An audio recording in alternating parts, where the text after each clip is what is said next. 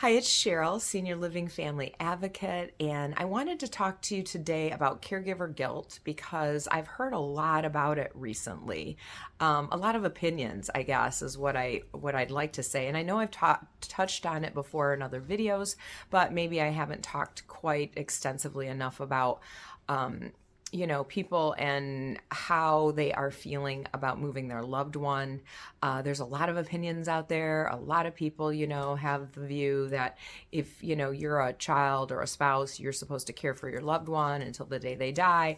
And some people feel really strongly about that, which then makes caregivers who are contemplating a move into a community feel guilty. So there's a lot of guilt going around. I talked to a lady recently who her husband has significant dementia. She's looking at communities. She knows she's going to need to move him, but she said to me, I'm okay with it because of the fact that I know that I've done a good job of keeping him at home.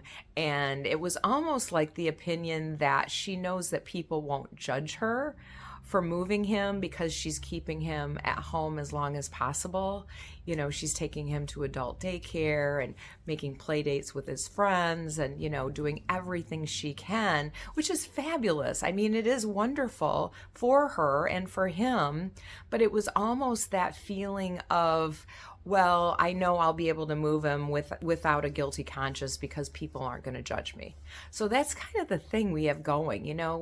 People are doing a lot of judging with caregiving.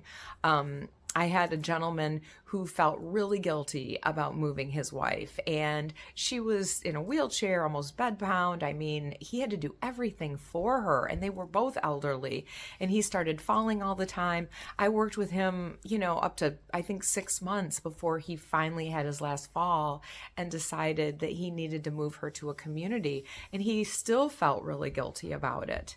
So there's a big stigma out there about how we're supposed to be caregiving.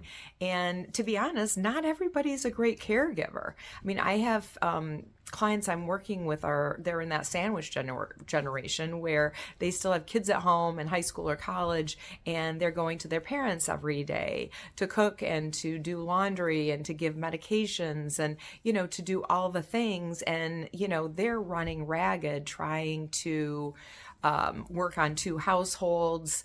But, they've told their parents they would keep them at home.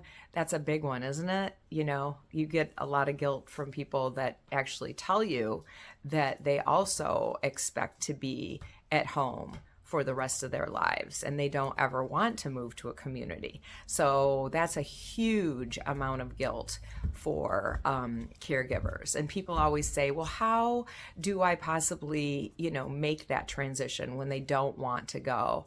And a lot of times, to be honest, when it's, they're adamant, it's almost like, if they have a fall, if something kind of unfortunately, it's sometimes like catastrophic happens and they end up in the ER, and then maybe they have a surgery or something happens and they go to rehab.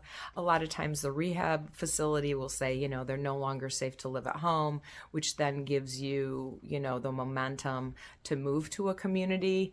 I've also, this is some advice I give to people, and it's not, people always say, I don't want to lie to such and such, or, my parents or my spouse. And it's not a lie. Assisted living, memory care communities are a 30-day, month-to-month lease. So sometimes I've said, if you need to move your parent, you can tell them, you're very sick, or we need you to recover, you broke your leg and you can't go home at this time, which isn't a lie. A lot of times people will move someone into a community and just let them know, you're here until you recover, you're here until you get better. And, if you get better, we can give a 30-day notice and move you home. So sometimes you can ease people into moving by making it kind of that temporary thing. But the biggest thing I want to say is that please be kind and, don't judge people for whether, they're putting their loved one in a community or whether they're keeping them at home. Caregiving is extremely hard and not everybody's good at it. And, not everybody has the ability to, care for their loved one the way they need to have care.